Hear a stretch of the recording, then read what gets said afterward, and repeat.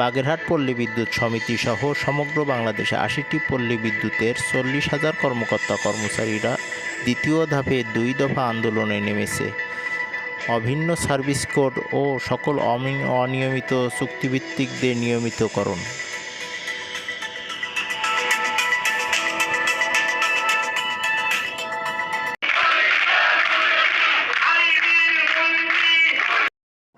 আমরা এই মুহূর্তে অবস্থান করছি বাগেরহাট পল্লী বিদ্যুৎ সমিতিতে। শুনব তাদের দাবির কথা।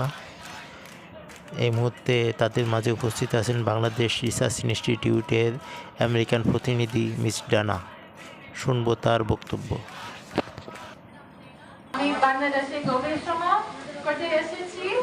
আমি আপনার সমস্যা নিয়ে অনেক শুনেছি। আমি আশা করি অনেক তাড়াতাড়ি একটা সমাধান খুঁজতে পারেন। আর আমার মনে হয় সব ধরনের বৈষম্য একটা অন্যায়, তো এটা তো ঠিক না। তো আমার আপনার মনের থাকবো, আমি আপনাকে নিয়ে চিন্তা করবো। আমরা আজকে এখানে আপনার ৬০০-র মতো এমপ্লয়ি আমরা দাবি আদায়ের ২ দফা দাবি আদায়ের প্রেক্ষিতে আমরা দাঁড়িয়েছি।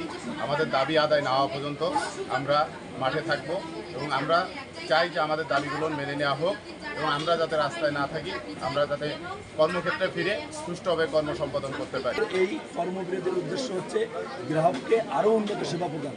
আর আমি তো সেই জায়গা থেকে গ্রাহককে বন্ধ রেখে আন্দোলন করতে পারি না, এটা জনস্বার্থের বাইরে এবং আমরা কোনোভাবেই জনগণকে বিভ্রান্তিতে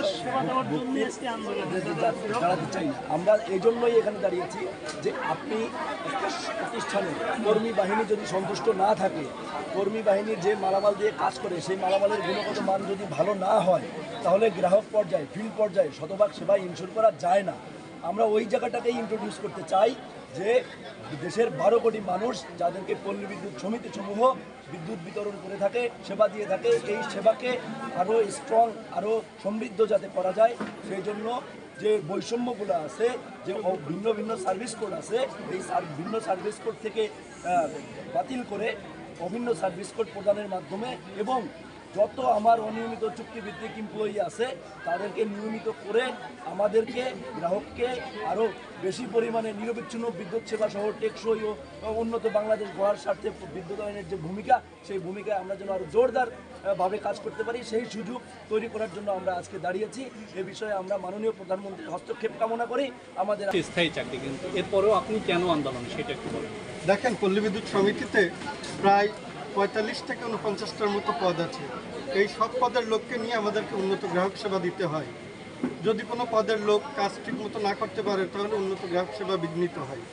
তো আমাদের একই পদে আরবি আমাদের কেমনভাবে সৃষ্টি করে রাখছে, ধরেন লাইনম্যান, তারা একই কাজ করছে কিন্তু কেউ নিয়মিত, কেউ চুক্তিভিত্তিক, কেউ ডেলি লেবার। এভাবে তো আমরা গ্রাহককে উন্নত সেবা দিতে পারবো না। আমি নিয়মিত হয়ে লাভ নাই, আমার সকল পদ নিয়মিত হতে হবে, যেহেতু এটা সরকারে না। উন্নত গ্রাহক সেবা প্রদানের স্বার্থে এবং মাননীয় প্রধানমন্ত্রীর স্মার্ট বাংলাদেশ বিনির্মাণের স্বার্থেই আমাদের এই আন্দোলন। এবং আমরা চাই বাংলাদেশ পল্লী বিদ্যুতায়ন বোর্ড এবং সমগ্র সকল পল্লী বিদ্যুৎ সমিতিসমূহ একই সার্ভিস কোড অনুযায়ী পরিচালিত হোক, এটাই আমাদের দাবি।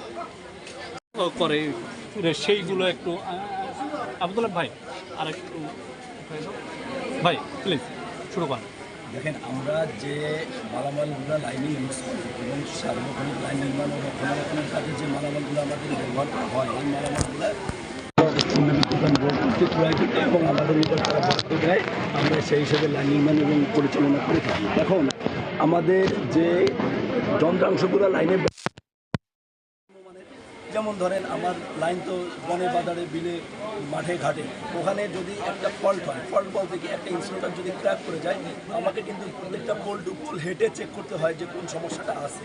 তারপরে আমাকে ওইটা আইডেন্টিফাই করে সেখান থেকে নিরসন করে কাজ করে আবার পুনরায় লাইন চালু করতে হয়। এটা আমাদের মিটারের কোয়ালিটি এত খারাপ, যেমন বাগেরহাটে বিগত ১ বছরে ৪৩,০০০ মিটার ড্যামেজ হিসাবে সমিতি স্টোরে জমা হয়েছে। একটা জেলায় যদি ৪৩,০০০ মিটার ১ বছরে ড্যামেজ হিসেবে জমা হয়, এটা কি পরিমাণ আর্থিক ক্ষতি এবং কি পরিমাণ গ্রাহক ভোগান্তির শিকার। সে ধরেন আপনার একটা মিটার সে অটো পালস দিয়েই যাচ্ছে, মানে সে ব্যবহৃত হচ্ছে না ঘরে বা কোনো জায়গায় ব্যবহৃত হচ্ছে না, কিন্তু রিডিং কাউন্ট হচ্ছে। এইটা কি গ্রাহক ভুতুড়ে বিল পাচ্ছে, আমাদের প্রতি অভিযোগ আসতেছে, কিন্তু কিন্তু এজ হল আমরা বলতে যাচ্ছি এই মিটারটা আমরা ক্রয় করি না, বিআরবি ক্রয় করছি, এবং যেই মিটারটা আমরা গ্রাহকের নিকট হইতে 1200 টাকা দাম নিচ্ছি, এই মিটারটা আপনি বাজারে তো 1200 টাকা লাগছে, সেটা হয়তো 500, 600 বা 700 টাকা লাগছে। তাহলে এই যে অতিরিক্ত টাকা লাগছে, এটাও গ্রাহক ভোগান্তির শিকার। এই বিভিন্ন প্রকার যত যন্ত্রাংশ, যত মানে এই ব্যবহার করা হয় বিদ্যুৎ লাইনে, ম্যাক্সিমাম যন্ত্রাংশের গুণগত মান অত্যাধিক খারাপ। এটা আপনারা সেন্ট্রালি যদি আপনি স্টোরের ড্যামেজ কী মালামালগুলো ঢুকছে, এই স্টেটমেন্ট নিয়ে যদি আপনারা দেখেন, আপনারা এর সুস্পষ্ট প্রমাণ পেয়ে যাবেন।